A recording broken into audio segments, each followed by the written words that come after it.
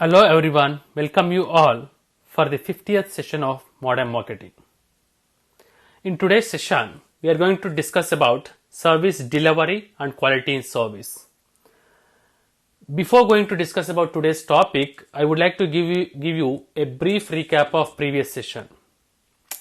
In the previous session, we have discussed about service marketing mix. Service marketing mix includes 7 P's of marketing mix: product, price, place, promotion, people, physical evidence, and process.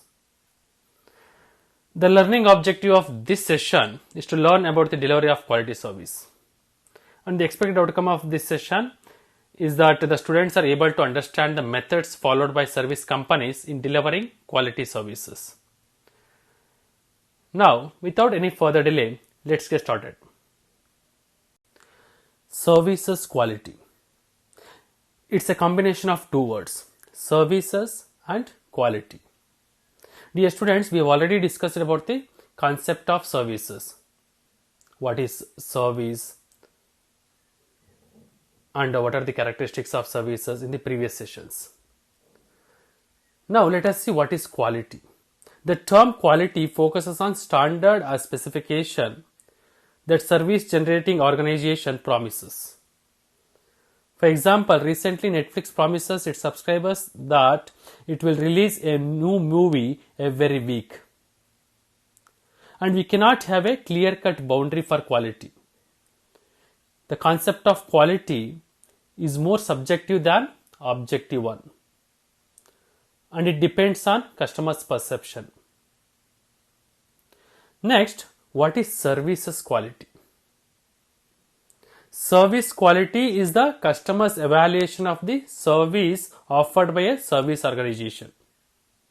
For example, if you watched a movie in a theater, we form an opinion about that movie, like whether we liked that movie or not, whether the movie is good or bad one, or whether it is a entertaining one or boring one, like that.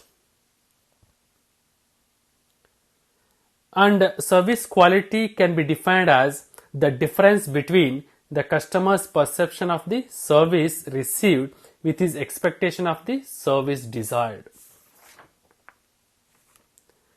If satisfaction from a service exceeds customer expectation, then it is considered as a high service quality.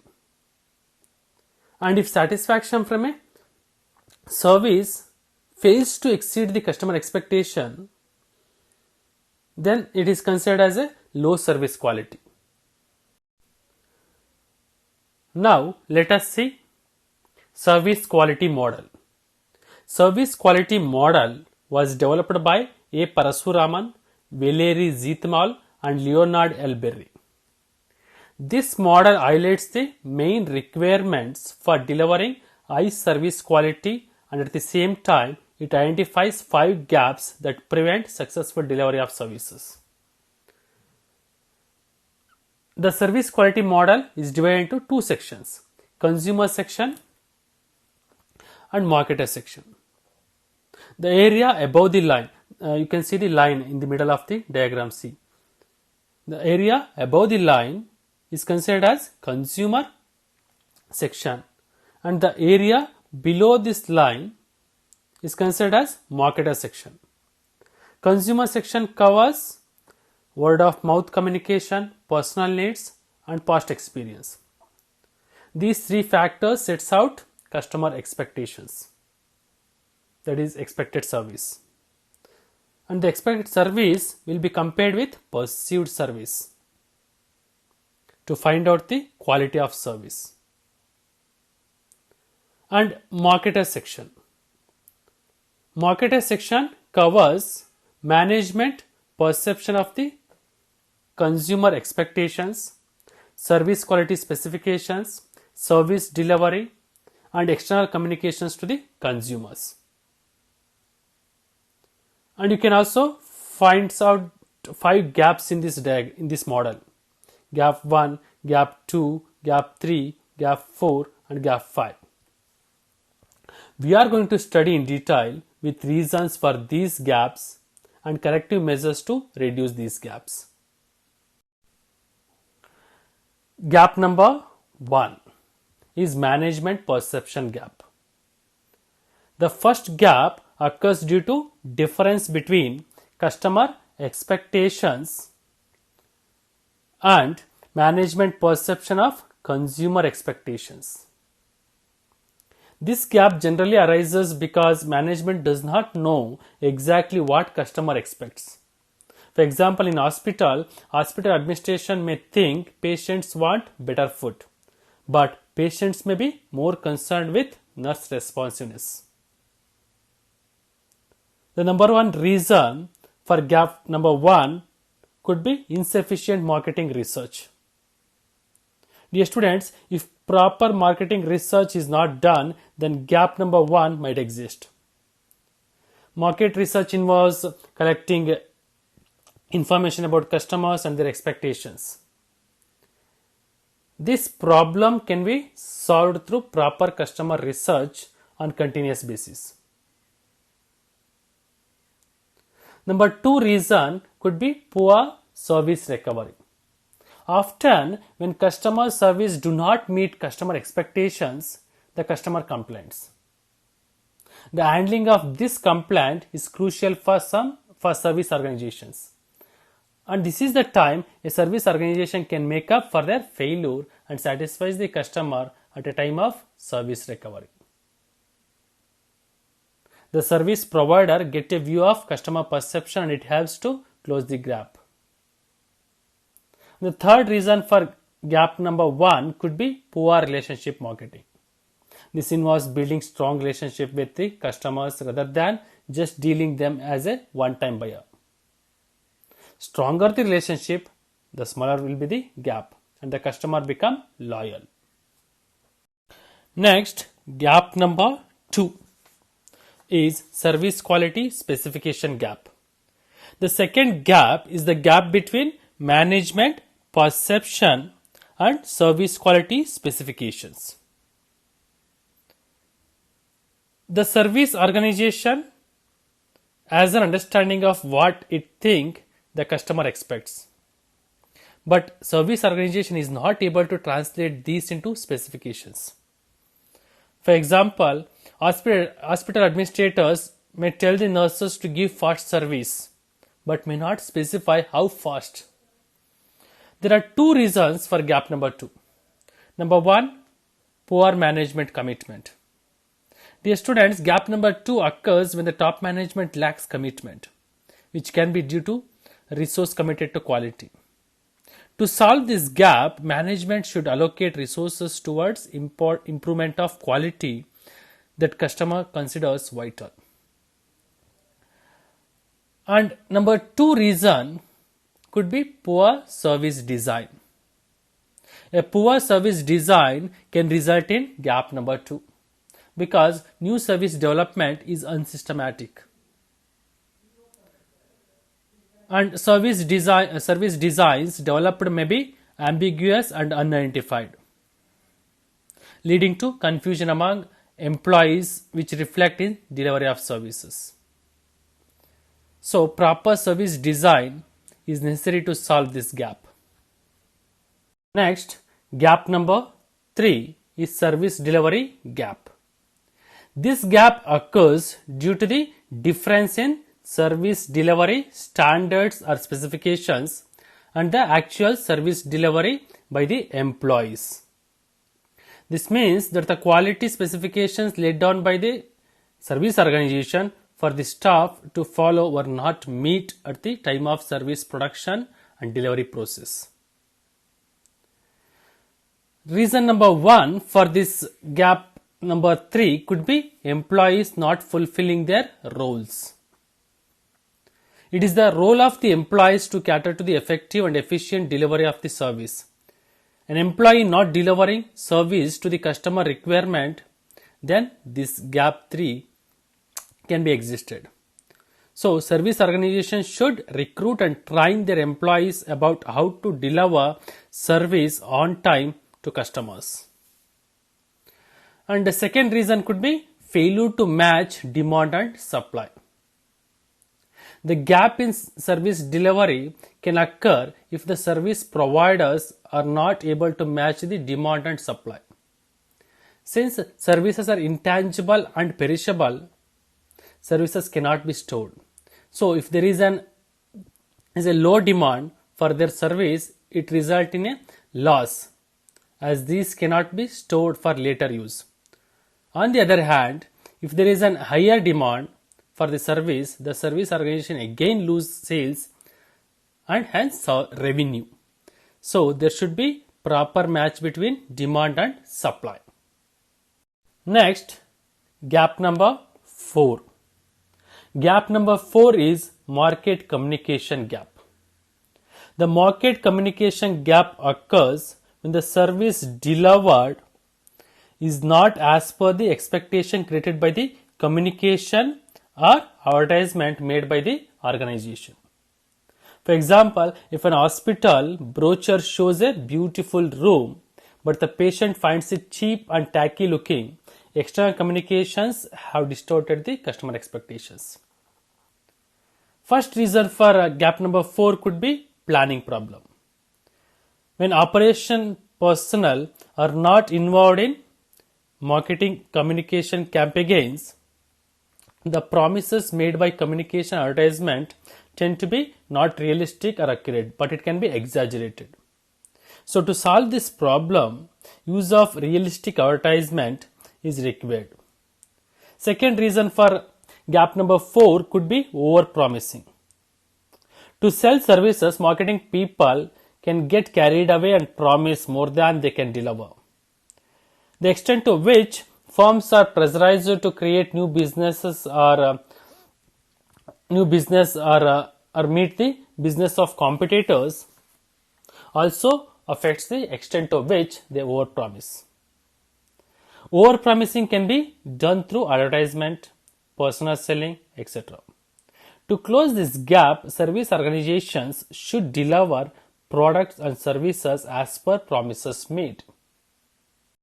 And the last one, gap number 5.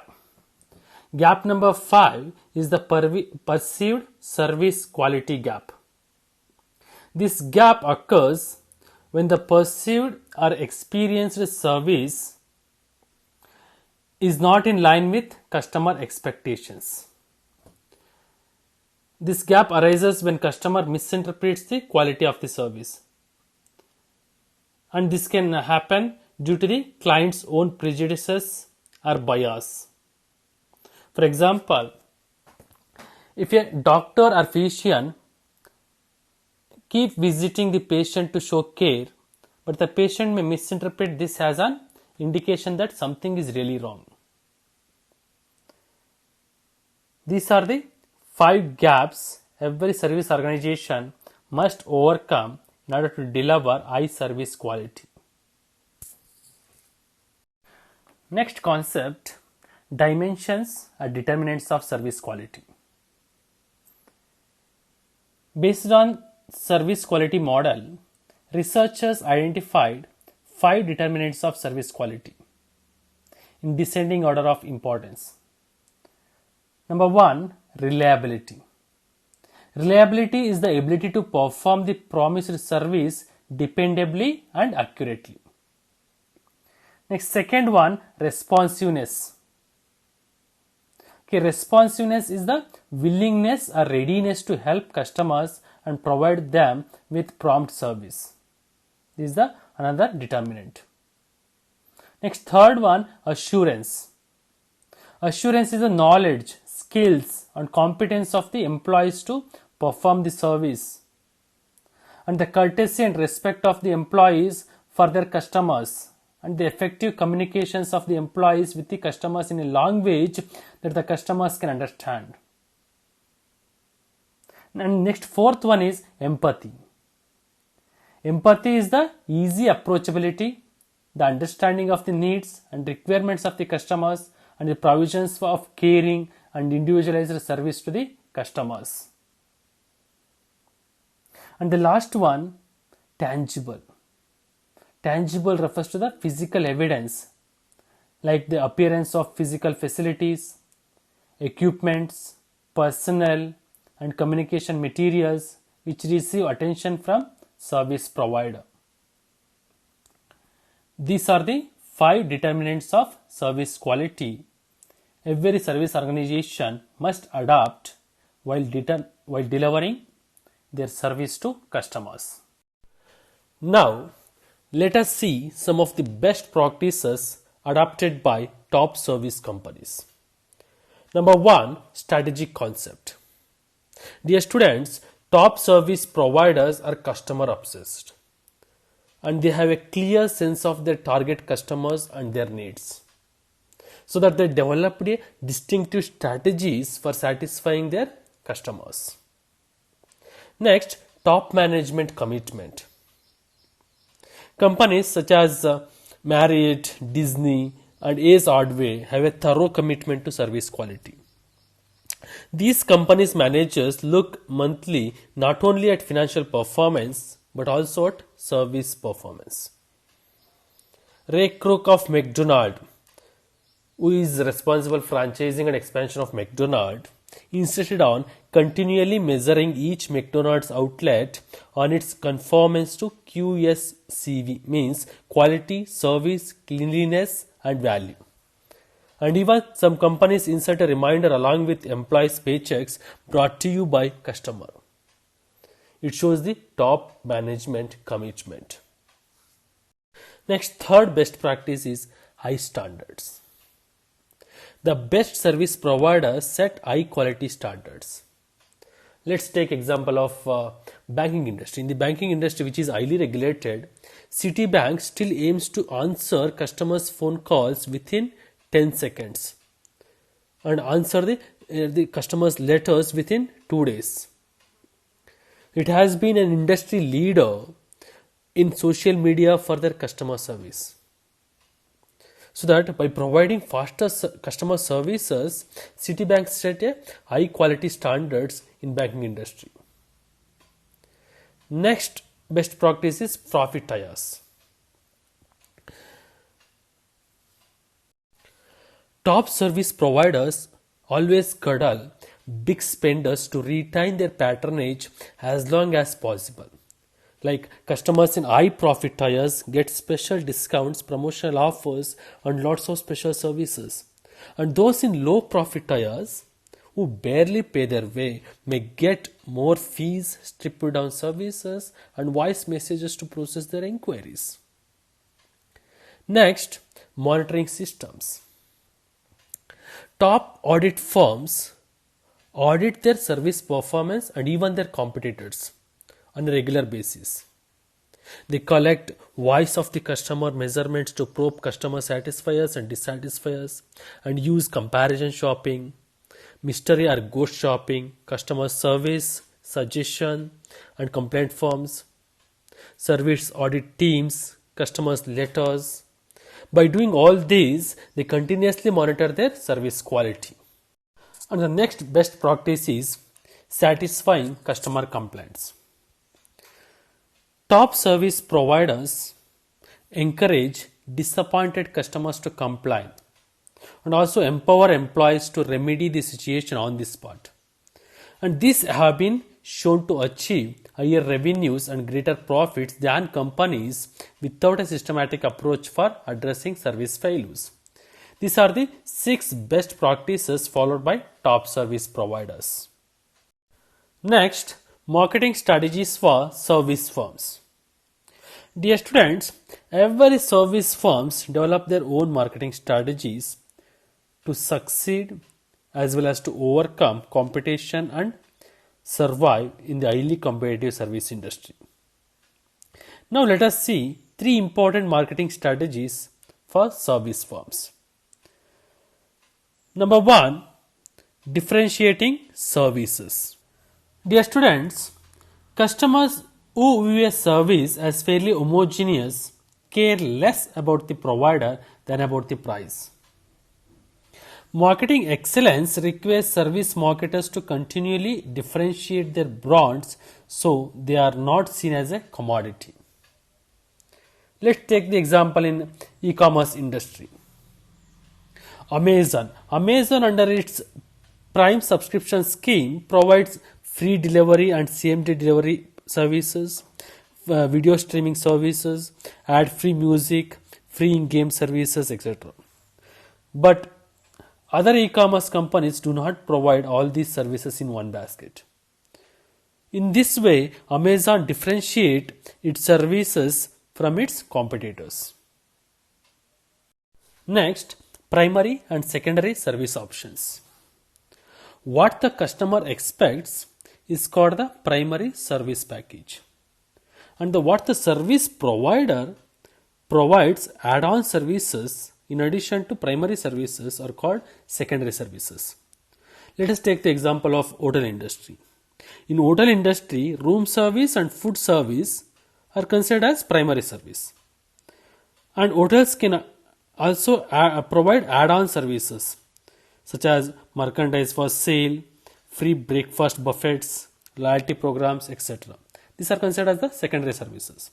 In this way, hotels can differentiate their services and serve their customers in a better possible way. And the third one is innovation with services. Innovation is as vital in services as in any industry. New service categories are constantly being introduced to satisfy the changing and unmet needs and wants of the customers. These are the three important marketing strategies for service firms. By this, we come to the end of this session. I hope you liked this session.